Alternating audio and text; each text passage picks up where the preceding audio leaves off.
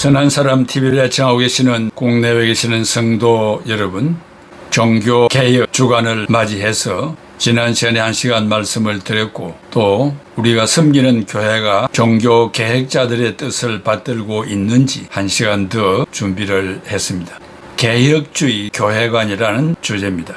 에베소 1장 22, 23절에 하나님께서는 만물을 그리스도의 발 아래 굴복시키셨으며 그분을 교회의 머리로 삼으셔서 모든 것을 지배하게 하셨습니다. 교회는 그리스도의 몸이며 만물을 완성하시는 분의 계획이 그 안에서 완전히 이루어집니다라고 공동번역에 이해하기 쉽도록 번역을 했습니다. 에베소서는 교회론입니다. 교회에 대한 이야기가 많습니다. 최초의 교회 설립을 예수 그리스도가 예언을 하였습니다. 마태복음 16장 18절에 또 내가 네게 이르노니 너는 베드로라 내가 이 반석 위에 내 교회를 세우리니 음부의 권세가 이기지 못하리라. 이 예언은 대속의 십자가 성취 그리고 오순절 성령 강림과 함께 실현되었습니다. 즉 오순절 이후 교회 시대가 열린 것입니다. 그리고 교회의 정의는 사도 바울을 통하여 구체적으로 제시되었습니다. 교회라는 말이 바울의 13서신 가운데 60회 이상 기록되어 있습니다. 교회, 헬란말로 에클레시아, 처치는 에크, 밖으로 아웃, 즉 불러내다. 불러내다는 칼레오, to call 이라는 말의 합성으로서 그리스도 밖에 있는 자들을 그리스도 안으로 불러낸다는 의미를 가지고 있습니다. 그리고 성경에는 교회라는 말 대신에 대체어로서도 사용되었는데 그리스도의 몸, 성령의 전, 하나님의 집, 진리의 기둥과 터, 위에 있는 예루살렘 등으로 교회의 성격을 잘 말해주고 있습니다. 종교개혁자 존 켈빈의 교회관은 더욱 분명합니다.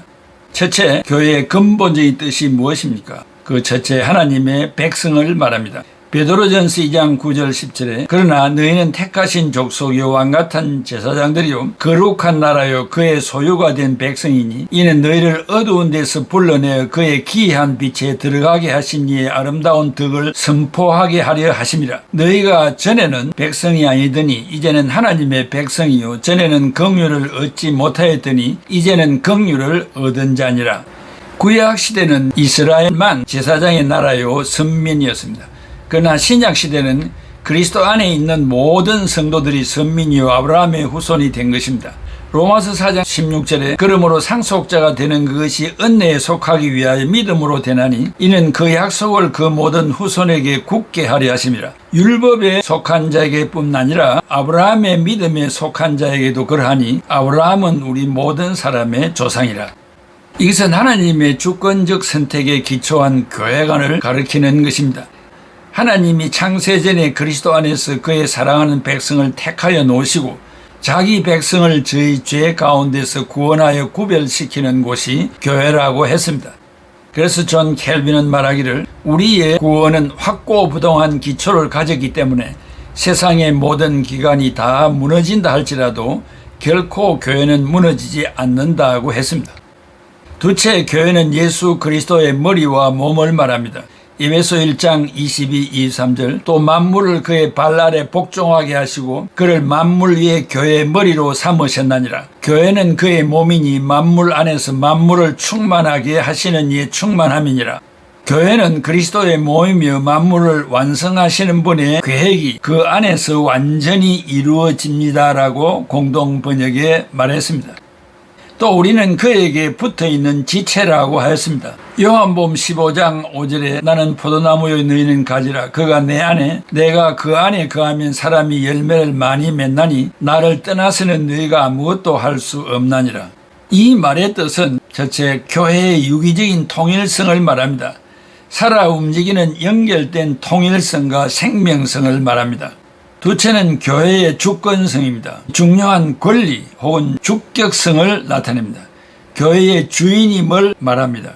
셋째는 교회의 신비적 연합성을 말합니다. 교회에 보이지 않는 단결성과 생명을 바치는 충성심을 말합니다. 그리스도 안에서 형제애가 있어서 유무상통하고 상호 의존성이 있고 친교성이 있는 것을 말합니다.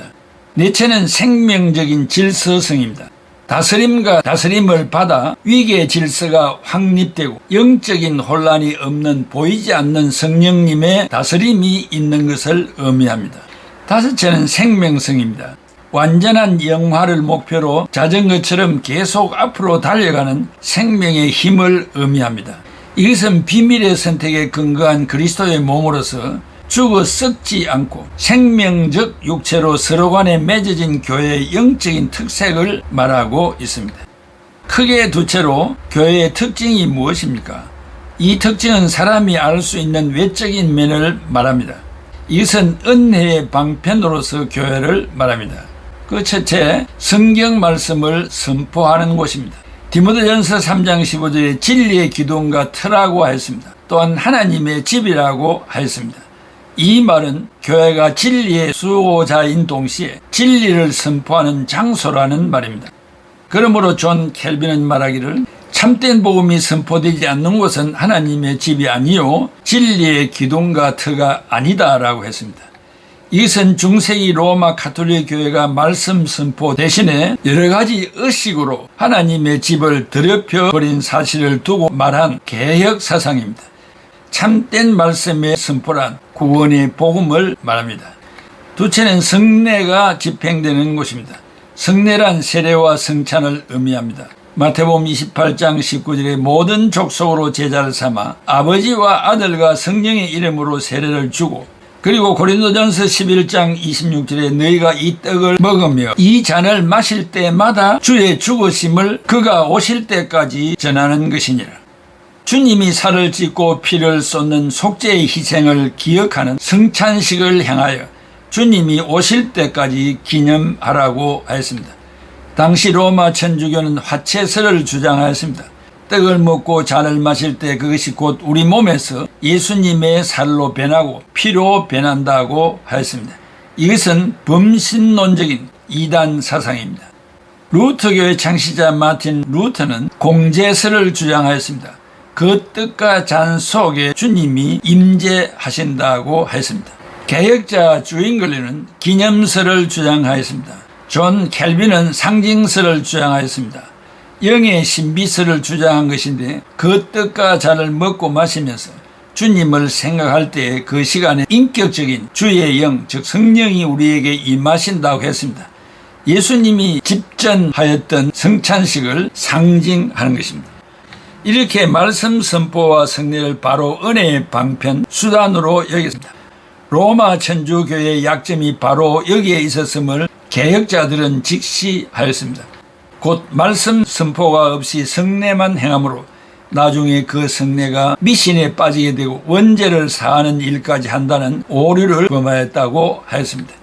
셋째, 권징이 집행되는 곳입니다.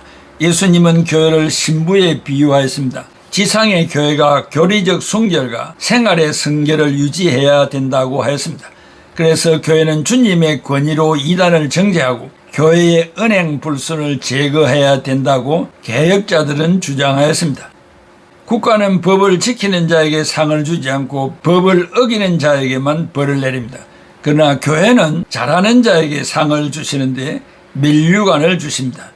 율법을 어기는 자에게는 벌을 내립니다. 그래서 당회와 노회와 총회는 권징 조례가 있어서 재판국을 설치하여 징벌을 가하게 됩니다. 셋째, 교회의 속성, 즉 교회의 특징, 교회의 성질이 무엇입니까? 세 가지인데, 첫째, 사도성입니다. 주님께서 피 흘려 세우신 교회는 선지자와 사도들의 터 위에 세워진 것이라고 했습니다. 에베소 2장 20절에 너희는 사도들과 선지자들의 터 위에 세우심을 입은 자라 그리스도 예수께서 친히 모통이 돌이 되셨나니라. 로마 천주교는 이 사도성을 계보 위주로 해석하여 베드로가 첫 번째 교황이 되고 교황들이 그를 계승한다고 합니다. 그러나 성경은 사도적인 신앙 고백 위에 세워진 교회를 가리킨다고 하였습니다. 성경에 베드로가 초대 교황이라고 말한 곳이 없습니다. 더욱이 베드로 위에 교회를 세운다고는 하지 않았습니다. 만약에 베드로 위에 교회가 세워졌다면 그 교회는 곧 사탄의 교회가 되어 주님의 책망을 받고 말았을 것입니다. 마태복음 16장 23절에 예수께서 돌이키시며 베드로에게 이르시되 사탄아, 내 뒤로 물러가라. 너는 나를 넘어지게 하는 자로다. 네가 하나님의 일을 생각하지 아니하고 도리어 사람의 일을 생각하는도다 하시고 했습니다.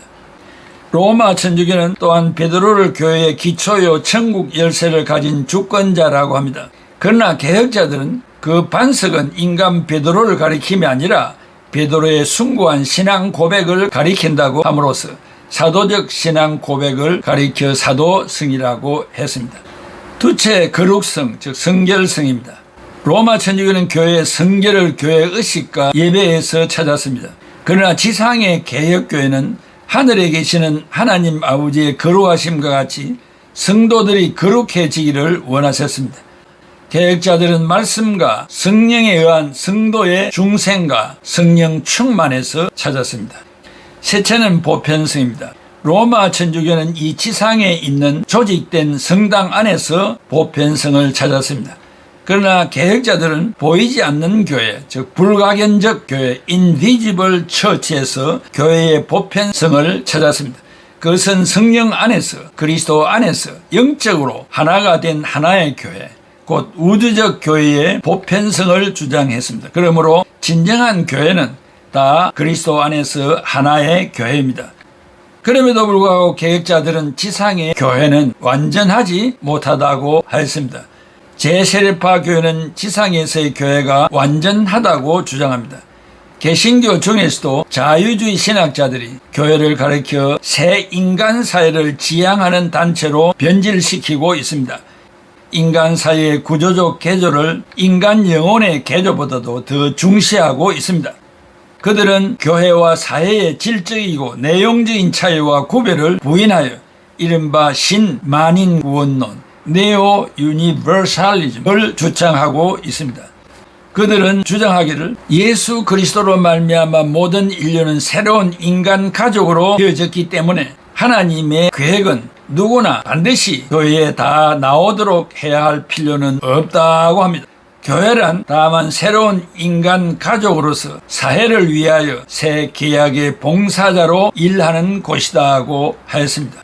그래서 그들은 하나님을 위한 교회보다는 인간을 위한 교회, 세상을 위한 교회를 주장합니다.